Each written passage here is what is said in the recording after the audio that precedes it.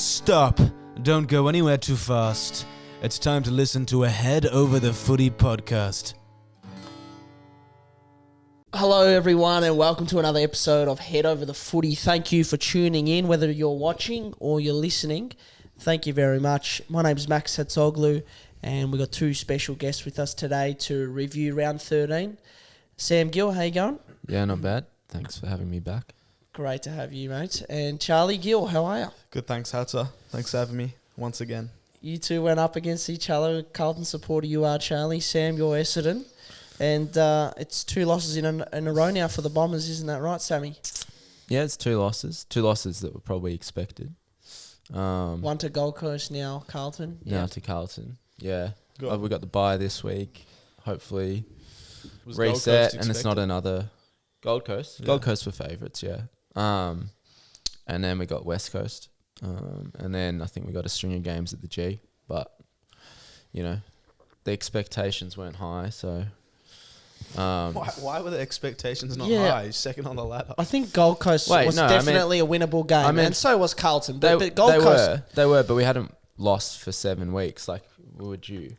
And Gold Coast at home are pretty good. Carlton are a decent team. Our inaccuracy wasn't great, and I don't think we played very well at all. And it wasn't like we got smashed against Carlton. Yeah, yeah. Well, Sunday night, yeah. So yeah, we'll just see what happens the rest of the year. But I think they definitely due for a break. What about Carlton now, Charlie? Where are they at? A win on the weekend. They're second on the ladder is where they're at. Yeah. Oh, look at that smile up. Honestly, I don't know how good we are, but I think we did. The Essendon, it was just a good win because 2 weeks in a row they've held up, and then when it's gone to the fourth quarter, they've just sort of turned it on and put the game to bed. They did against Port Adelaide, and they did against Essendon. Like in the third quarter, Essendon were just dominating. Brad Scott said after the game that he hadn't seen some of those numbers in a loss before. In terms of, I think, contested possession, differential. Yeah. But we've got such a good defence, they just held up. And then in the fourth quarter, our mids were just like, bang. We were very inaccurate as well, which wasn't great. Yeah. It should have been a close game. It should have been closer than it was. But, yeah, I think Carlton are the better team now, probably. Oh, they're definitely they have the better list. I'm not sure if they're better coached. I think Brad Scott's a better coach than Michael Voss. And I think he's proven it in his history. But yeah, I think North, he's got a good record at North. there. Yeah, that was what I was thinking coming out of the game. I was like, if you look at our list, it's not that great, and then he's still doing pretty well with it. And I hope he's not building for a North type mid, 2014, 2015, where they, got to a prelim, but that was like kind of their roof. But you take that now as an Essendon supporter, probably. Yeah. But yeah, I do think Carlton, the time is now for Carlton. They should be making grand finals. Expectations for Carlton right now they're sky high. It's premiership. It's minimum it has to be a premiership. It's not minimum premiership, but premierships are so hard to win. But I would say that we made a prelim last year, and an improvement on that would be making a grand final. And if you're sitting at second on the ladder, then that indicates that you should be aiming for a grand final. I'm not sure if we're outright too soft. You're way too soft. What are you? There has to be one flag in the next. We haven't made a grand final since 1999. Yeah. You gotta have high. Soft. It's not soft to say that it's a bit of pretty high expectation to think that it's premiership or bust. Like, we should go as hard as we can, but it's not going to be a massive disappointment if we finish. If we make a grand final and lose. So prelim last year for Carlton. Year before that, how did they go? They didn't make the finals. Okay, so the premiership window started last year. You get about 6 years. You get about 5 years, a window of 5 years. Carlton have to win a premiership in a 5-year window. The 5-year window. If they don't win a premiership in these 5 years, they have to rebuild again. So what are you saying? The 5 years and it's a failure. 5 years it's a failure if Carlton don't win a flag in this 5-year window. Okay, so this is their fourth last year in the premiership window. They have to win it. All right, well, I'm comfortable with that. They missed out last year. Fair enough. Let that one go. So I think... But you got to make the most of your list when you have it. I know, and I think that we've got a pretty good list, and I think that, if you're going to say that we've got 4 more years left, if it's a 6-year window, then I'm comfortable with that. I think that makes sense. Yeah. That's probably true. I think it's a disaster if they're not making top 4 for the next 3 years. Like, once you make top 4, like, premierships are hard to win, but you need to get there first. So they need to be making top 4 and making prelims, and anything less than a top 4 finish would be a disaster with their current list. Like, when you look at great teams, like, people are having a go at Melbourne now for having like a really good era of players and not capitalising on it. Carlton with Curnow, Mackay, Cripps, Walsh, Wiedering, these 5 guys, like, that's you have to be Mackay as well. You have to be up there when you have that many stars. We do, but it's just funny the way that the interpretation always shifts around Carlton. But it's just as soon as we're all right, then it's like, oh, you've got to be making the grand final or it's a disaster. Yeah. No, and then before that, it's like, you guys need to make finals. You make finals. Then it's like, you guys need to win a grand final or it's a disaster if you don't keep on making top 4. Like, is Port a disaster? Because they've made, Well, it is. If this is their last year. I wouldn't call it a disaster. It almost is, though. If we can make finals consistently over the next 4 years, then I'm happy with that. Obviously, you want to be finishing top 4. You have to. If they don't win, you have to get a granny. You got to get a granny in there. If they don't win a premiership or are consistently knocking on the door of winning a premiership by losing prelims and grand finals, it would be severe underperformance. It would be a missed opportunity, but it's extremely hard to win grand finals. That's like saying that St Kilda not winning a premiership is a disaster. Like that from that era. That's not a disaster. They tried pretty hard. Yeah, no. That's what I'm saying. If they did a St Kilda and made a couple grand finals, it would be it would be still disappointing, but like you wouldn't say it was a tragic underperformance. I'm saying you guys are a big club. We should aim for another prelim. It's so much easier for Carlton to attract players than it is for St Kilda. Because of that drought. I think they should be aiming for top 4. Expectations are higher for you guys. We are aiming for top 4. We're second on the ladder. Yeah. No, but I'm not sure if it's harsher for Carlton than it is for St Kilda. But because for St Kilda, they're just further down the line when it comes to their benchmarks and expectations. Why? Because they've got a premiership drought. Players don't want to go there. Players don't want to go there. If you're going to use premiership drought as the metric for how much players want to go to each team, then that would mean that it's easier for Collingwood to win premiership than Carlton because Collingwood have won one more recently. That's following your logic. But Charlie, Carlton's won a lot of premierships. They've got a big supporter base. So I'm not sure that. And it's not. It doesn't just come down to premiership droughts. Yeah, it's just funny the way that it always shifts with Carlton. Okay, this is the way the world. It's just but funny. You've done that a bit. Like you said, you didn't tip them. Yeah, but then you're also saying that they're better than Collingwood, who just won a grand final. Yeah, they were better than Collingwood at the time, and at that time, and they still might turn out better than Collingwood this season. I think Carlton, as you said in that famous video, which is still making the rounds, like it's just never getting old, that Carlton are a better side than Collingwood, even if Carlton win, even if Collingwood win. And we're Carlton on the ladder right now, second, and we're at Collingwood. I mean, that was more around. It was more around the lists. Who's got a better list? Yeah. And well, no, it wasn't. And it was just about better team. But what I'm saying is that you're saying that they're really good, but then you're saying they should also not have the expectation of being a really good team. No, I'm saying that we should aim to finish top 4, but Hatza said I need to be harsher by saying that we have to win a grand final this year, which I reject. I don't think they should have to win a premiership in this 5-year window. Which obviously, I agree. Now, you've got to get. And the thing is that even though Carlton haven't done well really, except for last year, they're sort of on their age profile if they're good players. Their window might not be as long as you think. They might not be coming up now. It might only be this year or next year. Before Cripps gets too old, before Wiedering gets too old. You don't know what's going to happen. Before Curnow. Like, this is their absolute peak, not just this year and next year, but also last year and the year before. So I think the time is now for Carlton. Yeah, I agree. But I mean, I think that we've still got this season, next season, and the season after before there's questions about that. Now, I've just looked at Essendon's run home, I have severe concerns for Essendon. Severe.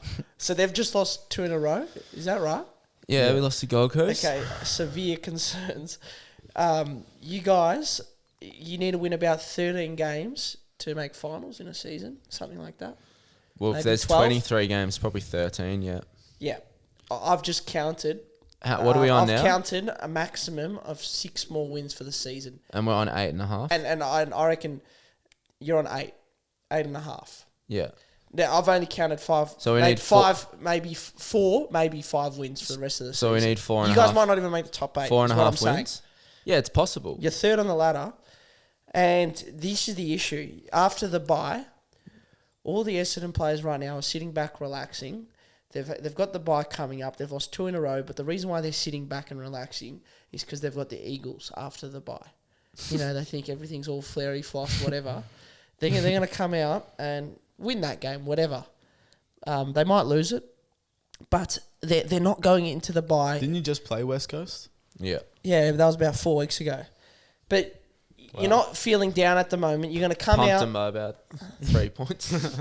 You know, when they're going to be out partying, and when it's 11 o'clock, they go, the Eagles are next up. So, just stay for another hour, put on that extra kilo. They're going to come back slow. They might just scrape over the line to Essendon, but when they have to face Geelong, and then the following week when they have to face Collingwood, they're going to get absolutely shocked.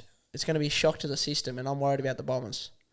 Because after that, they've got Melbourne. Yeah. And then they've got Adelaide. So I think you guys are pretty fucked.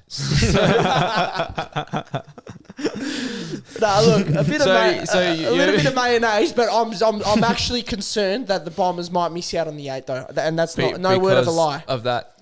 Because of that information. Because the way you said that, it makes it sound like you're the only one privy to that information.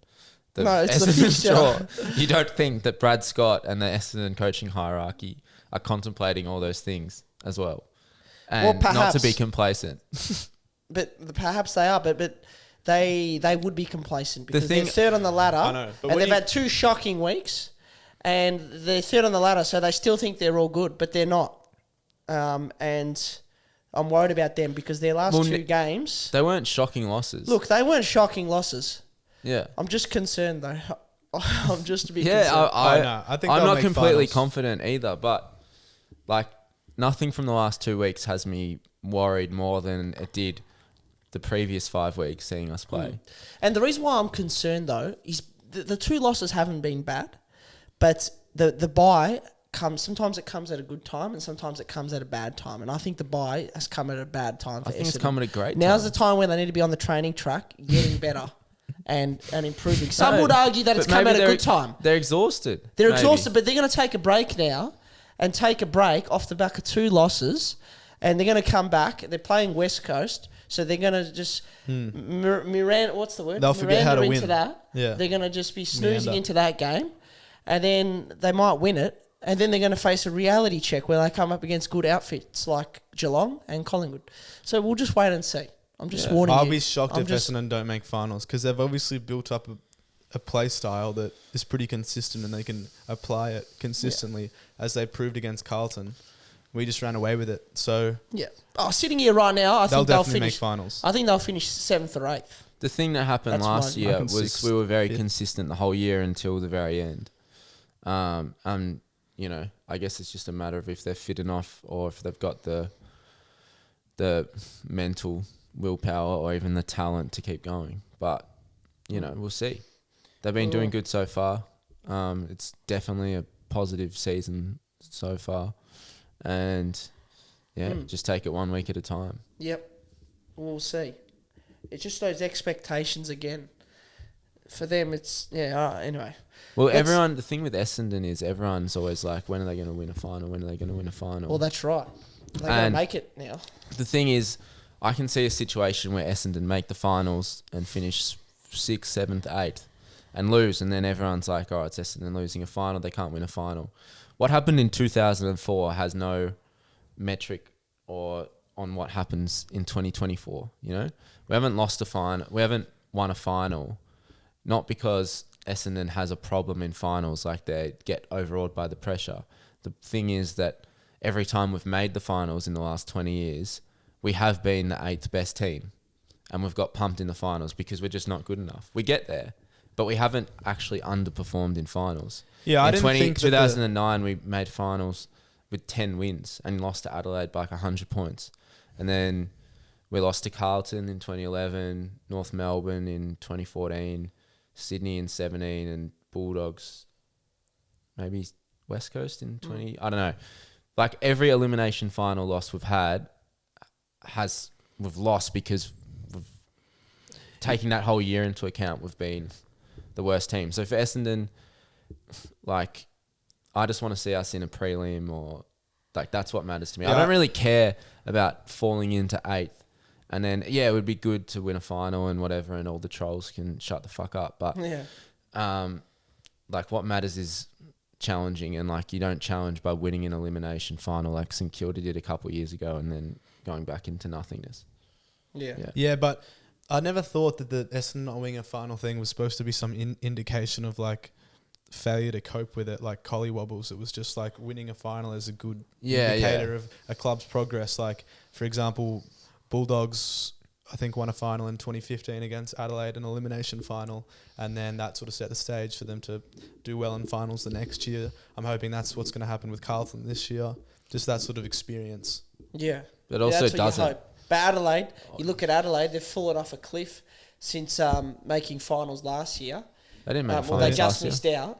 They just missed out, and now they're out of the equation for this year after 2 shocking losses. It's really interesting with Adelaide to consider whether, if they made the finals and Sydney didn't, have a look at how those two clubs' seasons have panned out from that moment, whether having made the finals for Nix would have taken that pressure off a little bit this year and probably would have led to more consistent performances instead of falling into the heap that they're in right now. Yeah.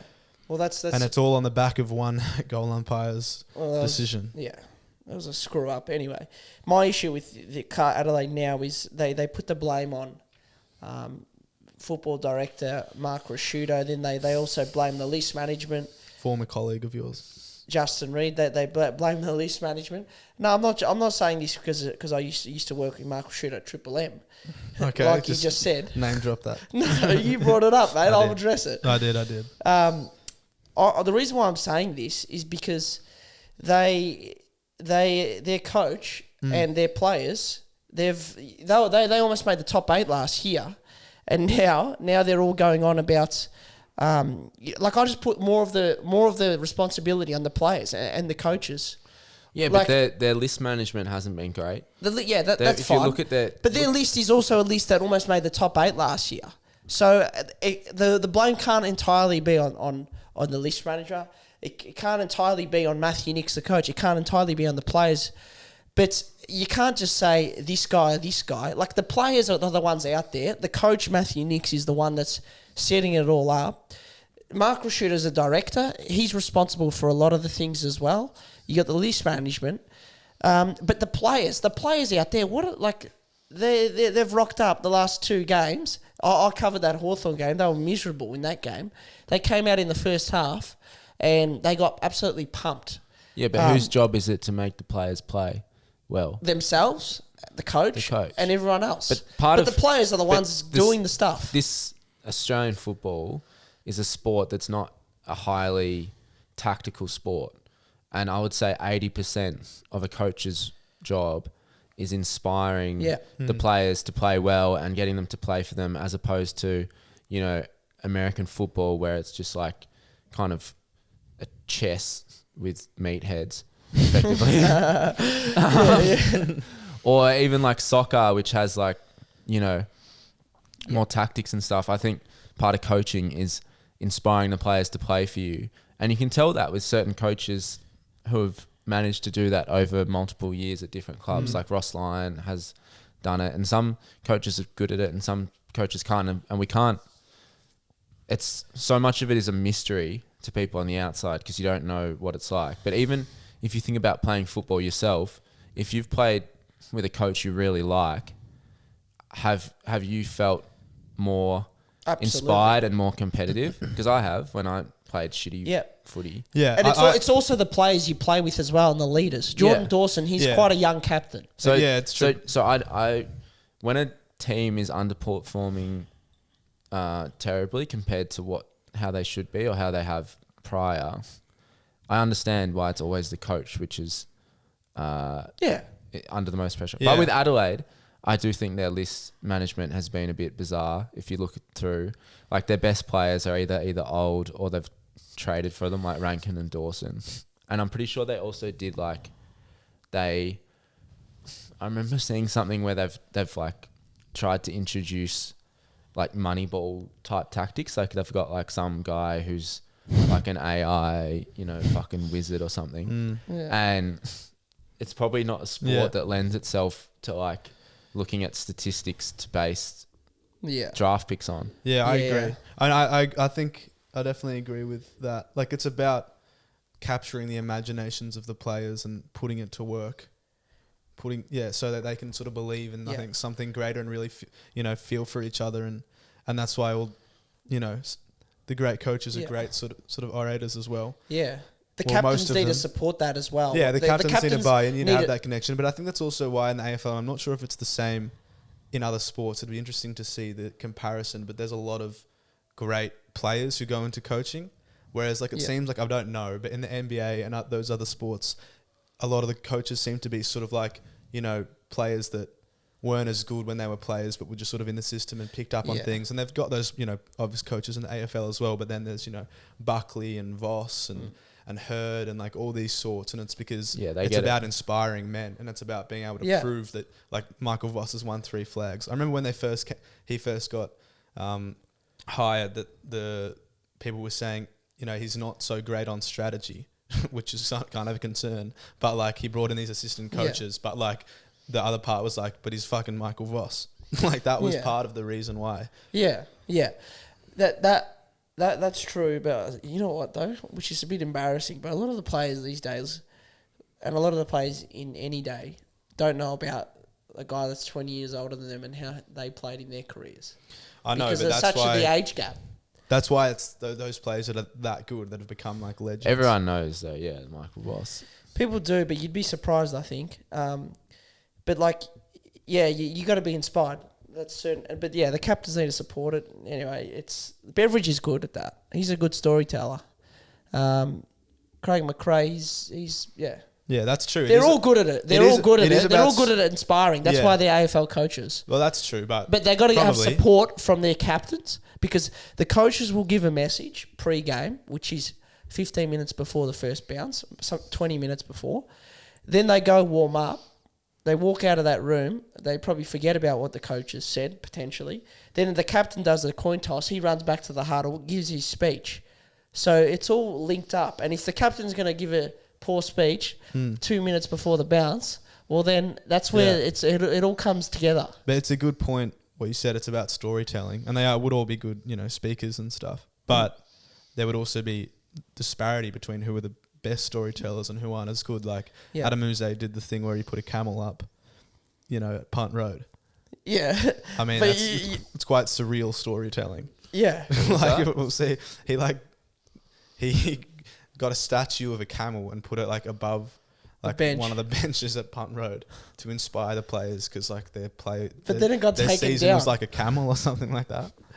Then it got taken down though. Yeah. Which I was like, what's going on here? Like there's something's gone wrong. But anyway. All right, boys. I went and watched Collingwood play the Demons at the MCG on Monday. Good game, great game. Not really. No, I enjoyed it. It was because you're a Collingwood supporter. Yeah. Well, mate. Yeah. Anyway, sorry. It was quite boring though towards the end. Yeah. Like Collingwood just pumped it. They were dreadful, Melbourne. They were pretty dreadful, and they couldn't handle Collingwood's pressure. Collingwood's pressure has gone through the roof compared to how it was at the start of the year when they Petrarca were played with 0-3. a lacerated spleen and broken ribs. Yeah, he did, and who did that was a stuff up from the Melbourne. More. Yeah. Yeah, he was in hospital overnight. It happened on the quarter time siren, I think, or half time. Quarter time. I didn't watch the game at all, but did he did he play? Yeah, they took. So everyone was saying he looks really sore. It happened at quarter time, and then he went back out, which was a surprise to all the commentators, and they were remarking how sore he looked, and then he got subbed off for Billings. So the potential reason why he got subbed off at half time is because if another player gets injured and it's a more serious injury, you sub him off because there's a chance that Petrarca can play out the whole game. Because he was still jogging around slowly. He was still going slightly. Yeah, they could have chucked him in the forward line. Yeah, you can chuck him in the forward line, leave him there, continue with 3 rotations. So that was the potential thinking behind it all, which is smart. Do you know that? Is that what Goodwin said, or are you speculating? No, Brenton Sanderson said that. Oh, okay, well that makes sense. Yeah, and Brenton Sanderson's speculating as well. But that's a common strategy. Yeah. You don't sub. But at the end of the day, in hindsight's a good thing. They probably should have just subbed him off straight away because he was sore, and then it's worse than what they first thought it was. So he might be out for a few weeks now, potentially more than a month. Yeah. So they in hindsight, Doc Larkins, after scans and all that, it's worse than what they thought. So they screwed up there. Doc Larkins said that a spleen like that starts at 6 weeks absence. Yeah. Well, so there you go. Terrible for Melbourne season. Yeah. It is because we know how good he is. He's just the Melbourne Carlton game. It was an underrated game because they didn't win, but it was literally just Carlton versus him. Yeah. And shout out to my old man. He mentioned him, and he said, I was speaking to him this morning, as soon as he's out, it changes Melbourne, and he's obviously such an impactful player. He kicks goals.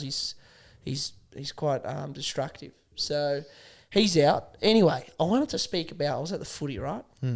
And I was sitting there, and the guy next to me was a passionate D supporter. And I'd sometimes say stuff and just disagree with something or whatever. And he would as well. And the Maynard booing, he was... It was hilarious. Maynard got the ball, and he goes like, "Oh, what a cunt he is!" I probably shouldn't say that on air. Anyway, I'll beep it out. But he yelled out a bit of abuse, like a lot of supporters do. Probably shouldn't do it. Anyway, we just go back. He'd be there, I'd be there. We'd just yell out stuff, and it's awkward because we would never talk to each other, but we'd just yell out stuff. Going against the opposition team. Did this happen in the press box, and was the other guy Gary Lyon? No, I wasn't working. Anyway, then this other clown came later on in the standing area, and he was a Collingwood supporter, and he was just an idiot, and he was just a pain to be standing next to. He'd just yell, and he'd commentate the game pretty much. Yeah, it was actually quite entertaining when the game became a bit of a dead rubber. But have you boys had any experiences at the footy with fans? Many.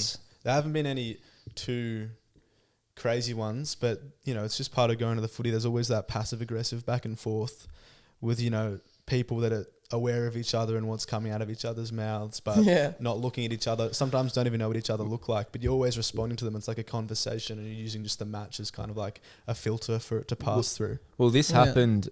on the weekend, actually. We didn't actually talk about this. So me and Charlie were sitting together. Obviously, I'm Essendon, he's Carlton. And there were these Essendon supporters behind us.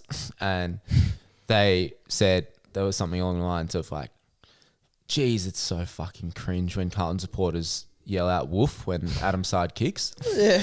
And about 10 seconds later, Adam Side gets it and kicks it. And Charlie just goes, woof. And I'm sitting there thinking, all right, if things start, what do I choose? Do I choose my brother, or do I choose my mob? It was just my real family. It was funny as well because it was like a 10-meter kick that Saad did, but I was obviously responding to him, and he reacted as well. He was like, "Oh, woof." So you gave it a bit of an extra woof. I thought that was pretty relaxed. That wasn't too aggressive. But I was ready to turn around and fucking knock them both out. I was like, don't razz my brother and also fuck you, Adam Sard is a dog. Yeah. So did you give it a bit more of a woof I after they said that? I've never done a woof with You've Sard never before, done a woof. but I was going to after he said that. He said, yeah, it's cringe. It sums up Carlton as a club. So you're a Carlton supporter and you don't woof? Oh, no. I mean, The woof, yeah, it's cool, I guess. I don't think it's cringe. Like, it's fun. It's nice. I haven't done it before, and I just thought it was a good time to do it. You haven't done it? Behind me. No, but... I've done it. I'm not a Oh, well, that's good for you. But there's been some other incidents. Me and Sam had one at the grand final with a racist Collingwood supporter behind us. Yeah. Oh, no. Yeah. I've heard about this guy. Yeah. Yeah. Should we go into In it the or MCC. I don't know if we should go into it or not. Maybe it could get picked up. not? Yeah, we can go into it. Absolutely. So we're at the grand final, and last year, and we're obviously neutral. But we weren't really neutral. Yeah, we were both very heavily going for Brisbane, and there was this guy behind us who, what started off before the racist stuff. Me and Charlie were complaining to each other about Nick Dacos, about him flopping which he was for freeze, which he was doing. Yeah. And this guy was like very much in earshot directed at us, like, if you're not fucking good enough to be out there, you shouldn't be criticizing him or whatever. He was just a dickhead. Yeah. And that's just the worst when you have to sit next to someone. There like was that. a moment in the last quarter when what's his name? Jeremy Howe. Yeah. Sort of no. Charlie Cameron sort of tackled, like a really good tackle in the forward 50 on Jeremy Howe and hurt him. And then like the guy turned to his mate or whatever and was like, that's why we voted no in the plebiscite. He said that's why you've got to vote no. Yeah. And then I was like about to turn around and say something, and then Charlie told me not to, just to not start shit. And then Charlie Cameron kicked that goal to put them in front. Yeah. And like we both turned around and fucking gave it to him. And then we just looked at him. We didn't. We didn't give it. And then it wasn't that good.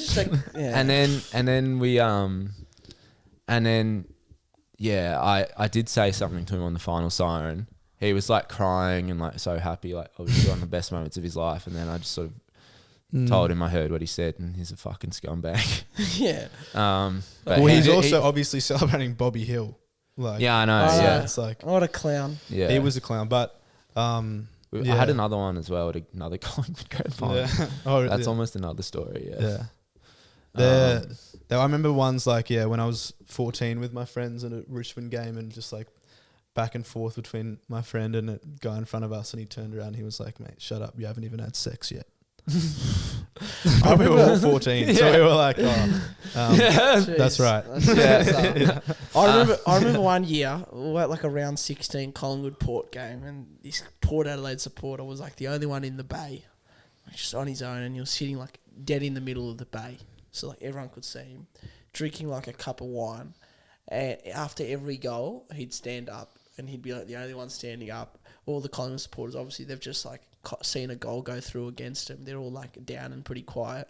He'd just pop up, stand up on his seat, and just start yelling, and just loved it. And he was just as the game went on, he got drunker and drunker, and that was him. He was just carrying on. Yeah, the funniest. It was pretty funny, but sometimes you just look at him and be like, Jesus. The funniest one I had was, do you remember the game where Grundy, playing for Collingwood, kicked the goal against Richmond? Yeah. And they Is it kicked like Grundy? It's Grundy. Yeah, that one. And he kicked a few. There was like, Richmond thought they had the game, and then Collingwood came back and won in the last couple of minutes. And it was like packed Friday night, 80,000 people at the G. Like a lot of people had been drinking. And I was sitting in the MCC, and I said to my mate, I was like, it's going to be chaos outside the ground. Like the two most like probably hectic supporter groups, Collingwood and Richmond, controversial finish, Friday night, a lot of people drinking. And as I'm saying it, I just look down, and like three rows in front of me in the MCC are two fucking guys wearing polo shirts going toe to toe. One guy's bleeding down his face. I was just like, Jesus Christ. Yeah, that is... Yeah, I mean Collingwood and Richmond would be the two worst for that for sure. Yeah. But I mean it is all part of the not that brawls in the crowds are not part of the experience. Let me say what I'm going to say, but like the back and forth between supporters is part of the experience of going on the footy. Yeah, just you a gotta bit of love fun. it. But like there's a reason that it's like a nice atmosphere that's safe for families to go to compared to like, you know, the soccer and stuff. And I've been involved in not involved, but like directly in the firing line of a brawl at a Melbourne Melbourne City match. Which is so fake. Yeah, it was crazy actually. It was pretty scary. And yeah, so I mean it's down to just people being, you know, decent and not being crazy. Yeah, we don't want to see fights, obviously. So we'll just mention that one. Yeah, I mean, yeah, we should, yeah. Yeah, just I think it's quite just obvious to clear it that up. we do not endorse such behaviour.